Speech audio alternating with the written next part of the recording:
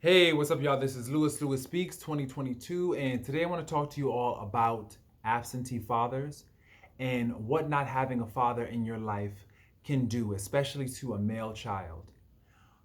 Pretty much, I didn't have my father growing up. My father left when I was 3 years old, and he would make these guest appearances in my life every now and again. And not having a father in my life was really, really hard for me. I didn't want to admit that to myself in the beginning because when you're younger, you oftentimes don't think about how not having a father affects you.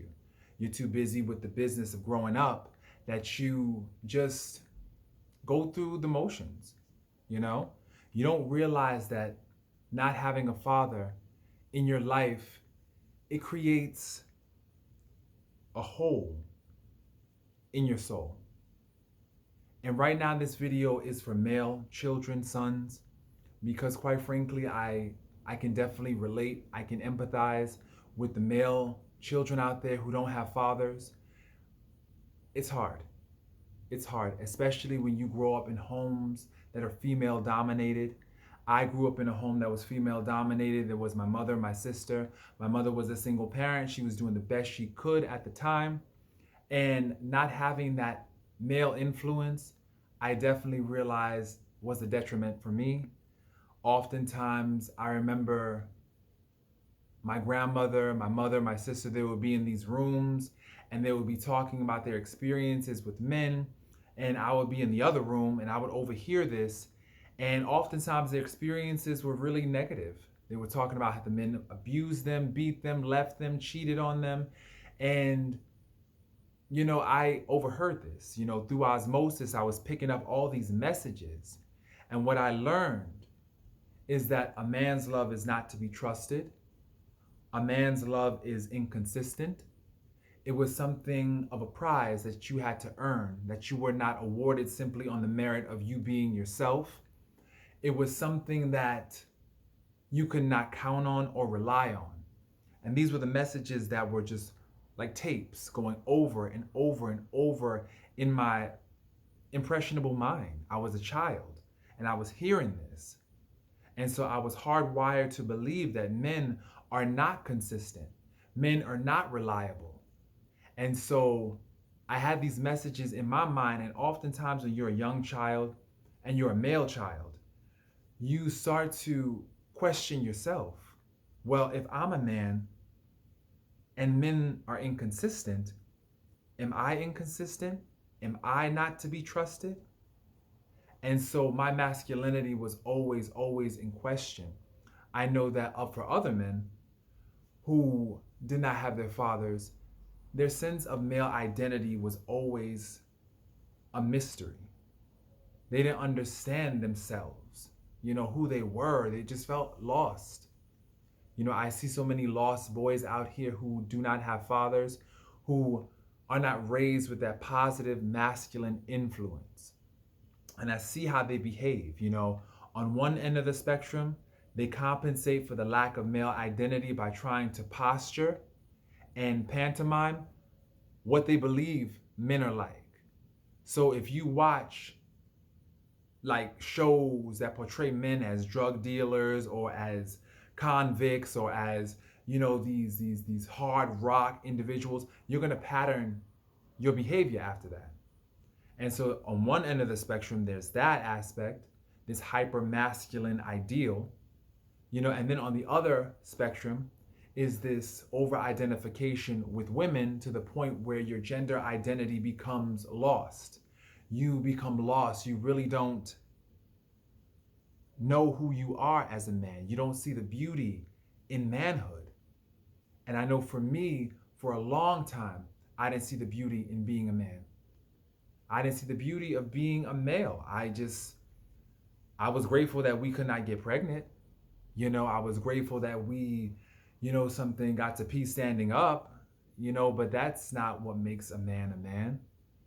I realized that it takes so much more, and my definition of masculinity was just so incomplete. It's so incomplete. And even to this day, I have to be honest, I struggle with certain things like arrested development. like trusting men, like all these issues as a result of not having a father. You know, how did that affect me? I'll go back again. Well, not having a father made it hard to trust men. Not having a father made me question my own male identity. Not having a father caused me to engage in certain behaviors and lifestyles that were dangerous, that were reckless, that put me in harm's way.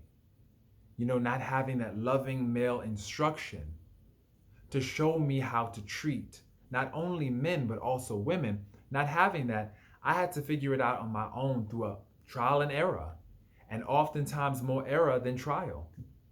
And I got to be honest, it was just really a lonely experience for me growing up and not having a man to advocate for me. Because sometimes, you know, I love my mom dearly, I love my sister, but sometimes they can be overbearing. And sometimes you needed a balance, you know, a father there to balance that energy.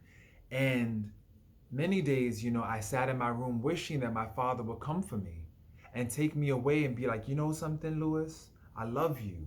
We're out of here. I'm going to show you how to be a man. I'm going to show you how to be the man I never was. And I wish my father would have rescued me growing up. Because oftentimes, you know, no disrespect to women, but a male child in an all-female household, that's dangerous. You know, I feel like that leads to, for men, estrogen poisoning. They are constantly inundated with these messages that their masculinity is somehow toxic, you know, which I hate that term, toxic masculinity. I personally subscribe to the belief that wounded masculinity is what most men experience. We as men have a wounded masculinity that needs healing, love, tenderness. We have needs for tenderness, and not having my father provide that tender touch made me crave it desperately, desperately. And I would often go into dangerous places trying to seek that male companionship, trying to seek that acceptance, that approval, that male approval, that good job, son, good job. You know, having your father look at you with those eyes of approval is necessary. I don't care what anyone says. You know, while I do believe that women can raise male children, I think that it really takes another man, a father figure, to be in a male child's life. It's necessary. Because without that, the child doesn't have a role model, someone they can look at and emulate and respect and try to pattern their lives, you know, pattern their lives on. You know, it's just, it's hard. It's hard. And I see so many, as I mentioned earlier, so many lost boys out here just running the streets, selling drugs, mistreating women, abusing women, fighting men. And in the gay community, I see so many boys, most of the boys that I talk to, in fact, they don't have fathers. They don't have fathers. They don't have any real male role models that they respect. And it really does impact their relationships with other men. They could say that it doesn't, but it really does. I see that that how they relate to men is oftentimes adversarial, combative. They oftentimes have this inner rage and this resentment towards their fathers that they translate into the relationships with other men. And of course, they don't acknowledge it consciously, but the unconscious, what lies below the surface, they have resentment towards their fathers for leaving their mothers. They have resentment towards their fathers for leaving the house, for leaving them.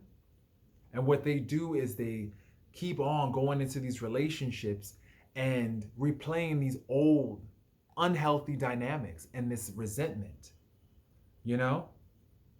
And I realize that when you grow up with these messages that men are not to be trusted, how can you have a healthy relationship with another man without you being suspicious and wary of their intentions, you know?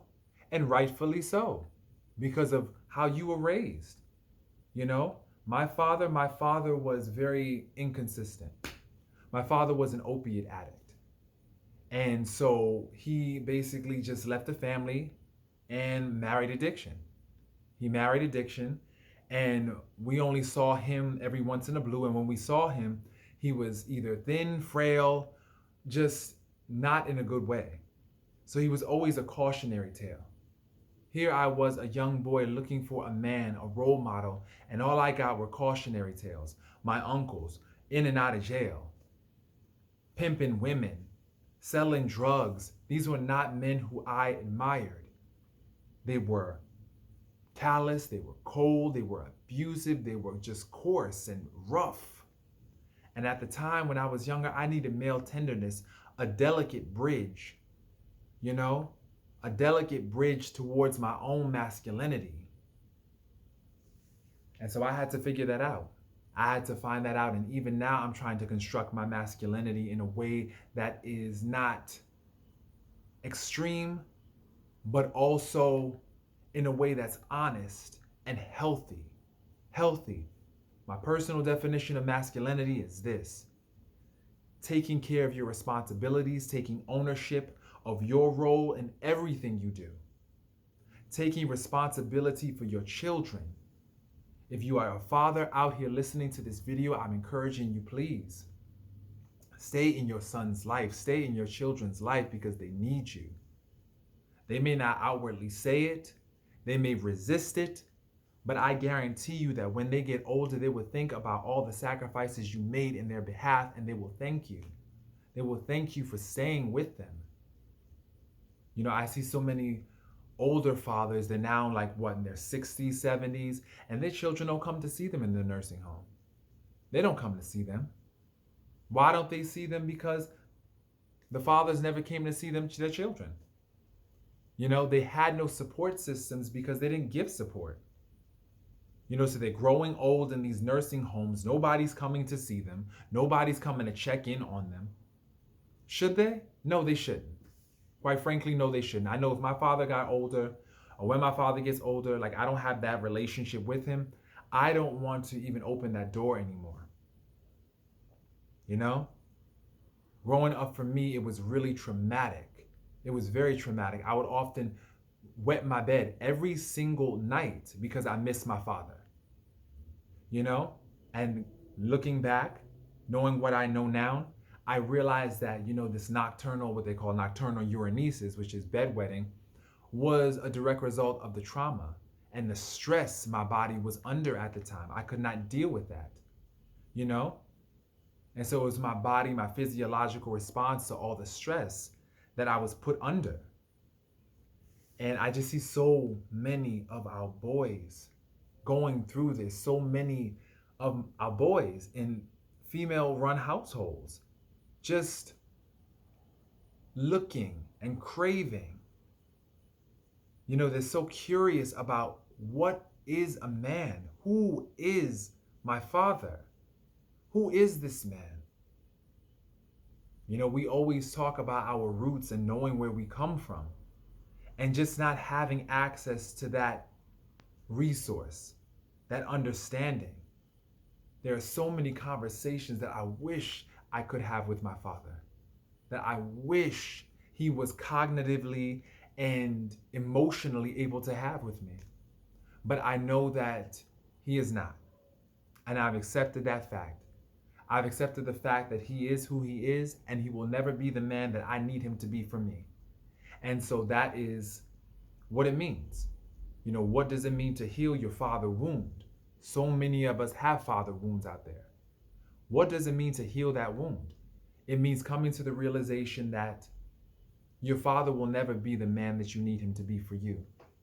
And you have to be the parent, the male parent that you need. You have to parent and reparent yourself.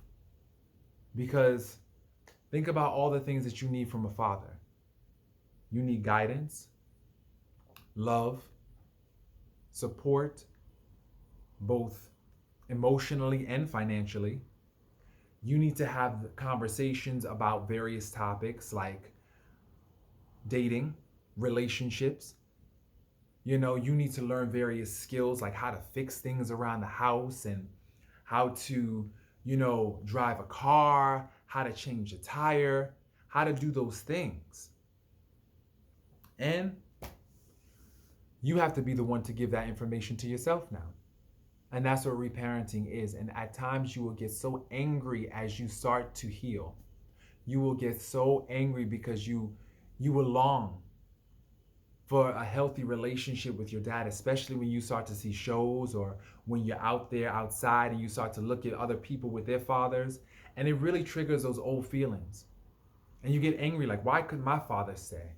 Why didn't he love me enough to stick around and weather the hard times? Why was I not enough? And that's a question that many young boys ask themselves. Why was I not enough for him to leave the drugs alone, for him to leave the alcohol alone, for him to leave the other women alone, to be with the family? Why was I not enough?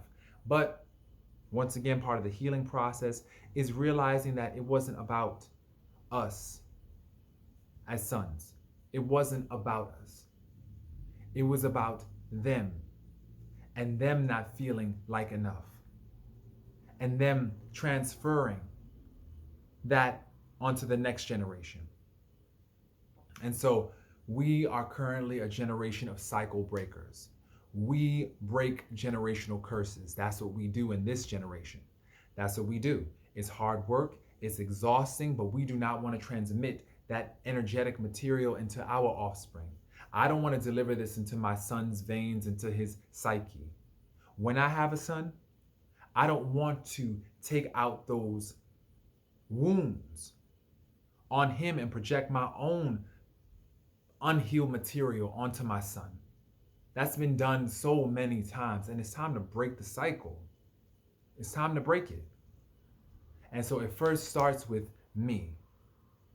It first starts for all the sons out there who do not have their fathers and who don't have access to their fathers. It starts with you.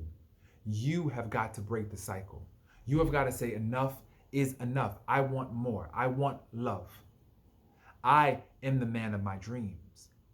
And you have to, every day, look in that mirror and tell yourself and affirm yourself, I am the man of my dreams. I am the man I've been looking for all along. I don't need these other men to validate me, because I am the man that will validate me. In addition, you also have God.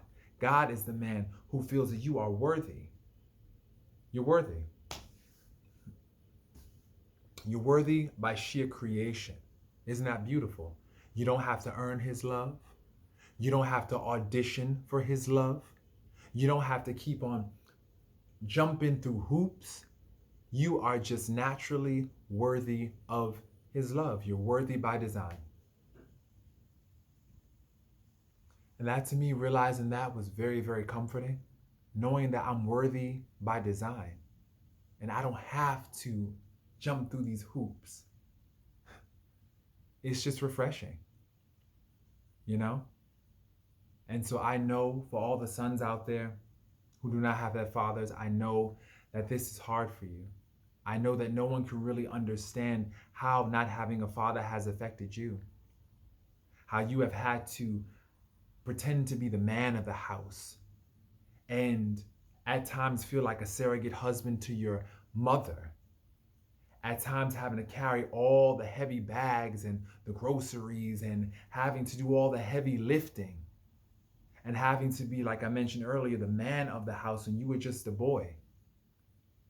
Having to grow up way before your time. Not having a childhood, not even having an access to a childhood because you had to do all the things your father never could. That's a huge, tremendous burden on you. And now that you are an adult, it's time to really unpack how that affected you. Don't bury it. You need to talk about it. You need to explore it. For everyone, it's different. You have to explore how particularly not having a father affected you.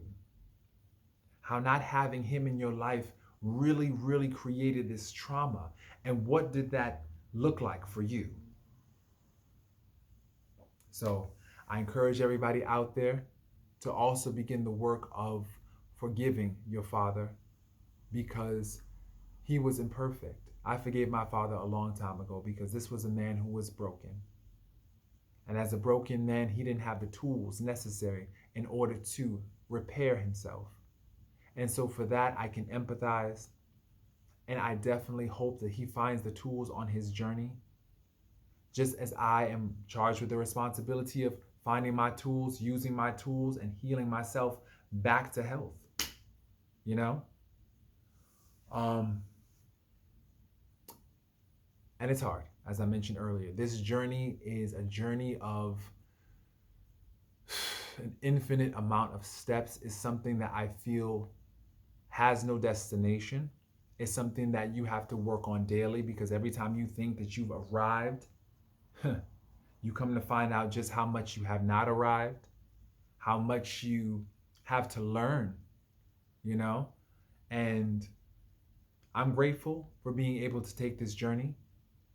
I go through phases of the grief, like pretty much the 5 stages of grief I go through on a regular basis when thinking about how to reconcile those feelings about my father. You go through the pretty much the denial. For one, you deny how much it affected you. You deny, then you get angry, then you start to bargain, then you basically start to get depressed, and then you just accept. You know, you deny the fact that this affected you. Then you start to think about it and you realize, wait a minute, not having a father in my life, it angered me, you know? And then sometimes you start to wish, well, if I had my father, I would be a better son, I would be this, and that's the bargaining piece. And you will get depressed. You will get depressed and you will feel very, very down sometime, because you see the movies and you go to grocery stores, you go to street corners, you see fathers and sons relating with one another. It's going to cause you to feel depressed, but then you're going to come to a form of acceptance and you realize that, wait a minute, I'm the father. I'm the father. I'm the father, and I have my son, my inner child, that I'm going to take care of. There's a son inside of me that needs my care, and I need to take care of him. So I encourage every son out there who is struggling with the father wound, please, please, please know that you're not alone. Know that we got you. We got you. And what I mean by that is, as a community of healers, we got you. We hold space for you. You can express how this affected you in a safe space. You don't have to worry, because there's no judgment here. We understand how it affected you, how it caused you to take a turn down some wrong avenues, down some wrong streets, you know? And right now, we're just holding out the space and the invitation for you to begin healing, because you don't have to continue to be a lost boy. You know, I know our generation tends to romanticize being lost and being hurt and wounded. You romanticize it, but no, there's nothing romantic about being wounded, because that can kill you and end your life possibilities, and you have infinite possibilities. You have work to do. You have a purpose. And so I don't glorify the father wound. I encourage you to please use that as an informative tool. It's information. It's a sign. Something is not right. Something needs your care. Something needs your attention. It's like in a car, it's like a brake light that comes on. Something needs your attention here in order for you to function properly. So I'm encouraging you to definitely take this, even this video, as a sign that someone out there loves you and cares about you and really, really wants you to succeed in this world. Because guess what? We love you. We love you. We love you. We, as a community of fatherless boys and fatherless men, we love you. And we wrap around you and we protect you, because that's what you need. And that's what we all need. So I hope this video was helpful. Please, please, please, I'm interested in hearing your story. What is your story? How has not having a father affected you? Definitely leave some comments down below. And I wish you guys just peace. I wish you deep peace and just a freedom from the anger, the frustration, the sadness, the despair, the vicious cycle of constant pain and misery. I wish you freedom from that. All right? Peace, y'all.